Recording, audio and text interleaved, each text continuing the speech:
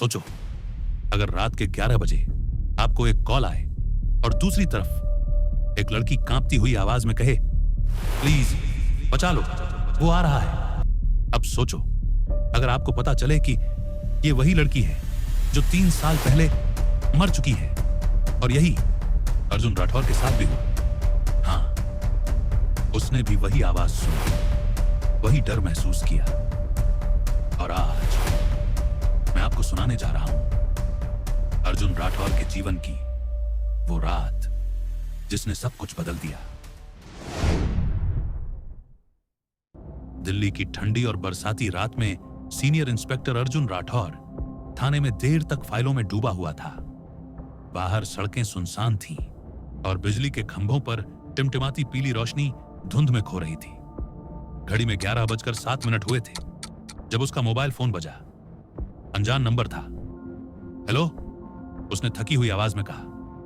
दूसरी तरफ से एक औरत की घबराई हुई आवाज आई, अर्जुन, मेरी मदद करो, वो मुझे मार देगा। अर्जुन के दिल की धड़कन रुक सी गई। ये आवाज रिया की थी, वही रिया जो 3 महीने पहले एक कार एक्सीडेंट में मारी जा चुकी थी। वो कुर्सी से उछल पड़ा, तुरंत कंट्रोल रूम को कॉल ट्रेस करने को कहा। लोकेशन आई, sunrise apartment, tower C, flat 904। Arjun ने बंदूक उठाई, जैकेट पहना और गाड़ी स्टार्ट की। धुंध इतनी थी कि स्ट्रीट लाइट की रोशनी भी हवा में घुल चुकी थी। बारिश की बूंदें विंडशील्ड पर टूट टूट कर गिर रही थीं। उसका मन कह रहा था, ये सिर्फ एक गलतफहमी नहीं है।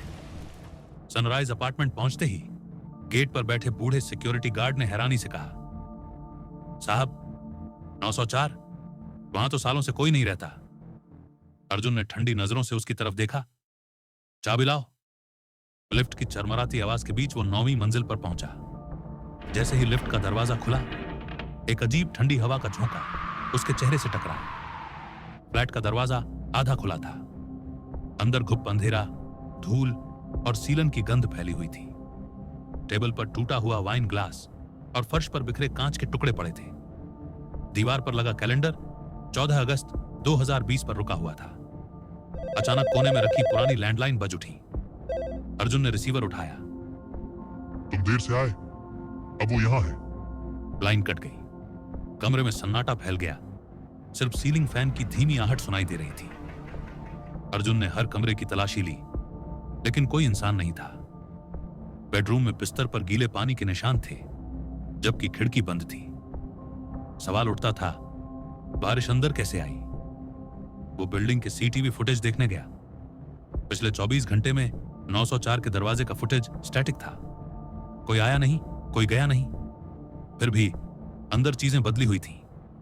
रिकॉर्ड्स में पता चला इस फ्लैट का मालिक निखिल वर्मा था, जो 1 साल पहले लापता हुआ। अर्जुन ने अपनी दराज से रिया की पुरानी फोटो निकाली। फोटो के बैकग्राउंड में यही फ्लैट था। उस रात रिया यहीं आई थी और कुछ घंटों बाद उसका एक्सीडेंट हो गया। अर्जुन ने ठान लिया, आज रात यहीं सर्वेलेंस सेटअप करेगा। रात 2:15 पर लैंडलाइन अपने आप बजने लगी। फोन पर बारिश, किसी के रोने की आवाज और फिर एक ठंडी पुरुष आवाज, अब तेरी बारी है। उसी वक्त लिफ्ट ऊपर आई। डिंग की आवाज गूंजी, लेकिन कॉरिडोर खाली था। ब्लूप्रिंट में फ्लैट में एक छोटा स्टोर रूम दिखा, लेकिन असल में वहां दीवार थी। हथौड़े से मारने पर हॉलो आवाज आई। दीवार तोड़ने पर अंदर एक सील किया कमरा मिला। दीवारों पर खून के छींटे, फर्श पर पुराने अखबार और बीच में एक डस्टी टेप रिकॉर्डर। अर्जुन ने टेप चलाया। रिया की चीखें, फुटस्टेप्स, दरवाजा स्लैम और फिर वही पुरुष आवाज, कोई तुझे बचा नहीं सकता। इसके बाद एक लाउड थड और स्टैटिक। फॉरेंसिक रिपोर्ट में खून का डीएनए उसके बड़े भाई विक्रम से मैच हुआ। वो भाई जो 5 साल पहले गायब हो गया था। फ्लैशबैक में खुलासा हुआ, रिया विक्रम की मिसिंग केस इन्वेस्टिगेट कर रही थी। उसके पास सबूत थे कि विक्रम को निखिल ने मार डाला। लेकिन रिया 904 में आई और कभी बाहर नहीं गई। उसने डाइंग मोमेंट में अर्जुन को कॉल किया, लेकिन वो कॉल एक्सीडेंट के दिन नहीं, आज आई थी। अर्जुन आखिरी बार फ्लैट में गया। फोन बजा, उठाया। रिया की आवाज, अब तू जानता है, अब तेरी बारी है। दरवाजा स्लैम हुआ। लाइट्स फ्लिकर हुई और अर्जुन गायब हो गया। अगली सुबह पुलिस ने दरवाजा तोड़ा। कमरा खाली था। टेबल पर अर्जुन का मोबाइल पड़ा था। आखिरी कॉल। प्रिया, 2:15 सुबह। कुछ कॉल्स काट देनी चाहिए, लेकिन मौत के पार से आने वाली कॉल आपकी कहानी भी वहीं खत्म कर देती है।